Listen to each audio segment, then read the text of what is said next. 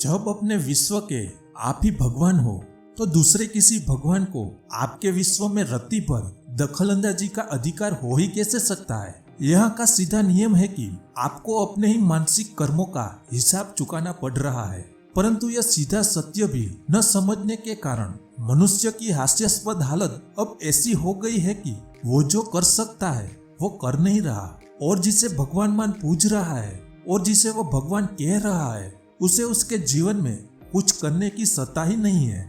चलो इस बात को मैं हिंदू धर्म के एक प्रसिद्ध पुराण की एक खूबसूरत कहानी से समझाने का प्रयास करता हूँ। इस कहानी में विष्णु को भगवान दर्शाया गया है तथा उनका एक भक्त है नारद, जो दिन में हजारों बार मौके बेमौके कारण अकारण नारायण नारायण कह के भगवान का नाम लेता रहता है।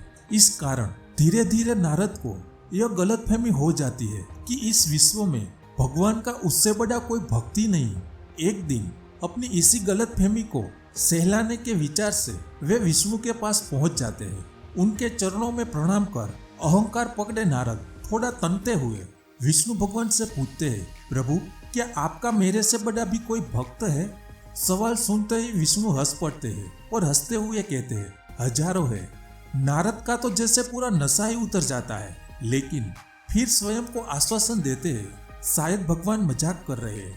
सो वो संभलते ही बड़े शांत भाव से कहते हैं, भगवान मजाक क्यों कर रहे हो? इधर मामला हवा में उड़ता देख विष्णु अब पूरी तरह से गंभीर हो जाते हैं और फिर उसी गंभीरता से कहते हैं, मैं मजाक नहीं कर रहा, वास्तव में तुमसे बड़े हजारों लाखों भक्तों से यह संसार भरा पड़ा है। अब की नारद पूरी तरह से चौंक जाते हैं, उनके अहंकार को चोट भी तगड़ी लगती है। सो अब की वो विष्णु से निवेदन करते हुए सीधे कहते हैं, प्रभु माफ करना, पर उनमें से एकाध का मैं दर्शन करना चाहूंगा। विष्णु ने कहा, जैसी तुम्हारी इच्छा। बस वे नारद के साथ एक खेत के सामने खड़े हो जाते हैं। वहाँ एक किसान अपने खेत में काम कर रहा था। सूरज अभी सर पर चढ़ना शुरू ही हुआ था। ये दोनों उपयुक्त जगह ग्रहण कर किसान पर नजर रखने लगे। उधर करीब दोपहर चढ़ते तक वो किसान खेती करता रहा। उधर नारद के लिए खुशी की बात यह थी कि इतना समय बीत जाने के बावजूद किसान ने एक बार भी भगवान का नाम नहीं लिया था।